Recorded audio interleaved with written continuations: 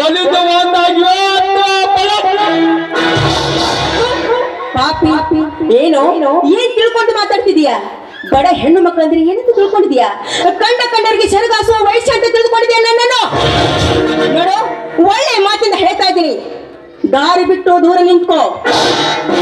ನಿನ್ನಂತ ನಿನಗೆ ಹೇಗ್ ಗೊತ್ತಾಗ್ಬೇಕು ನಿನಗೆ? ನನ್ನ ಸೀಲೆ ಅಂದ್ರೆ ನಿನ್ನ ಪಾಲಿಗೆ ಕೆಂಡ ದುಂಡೆ.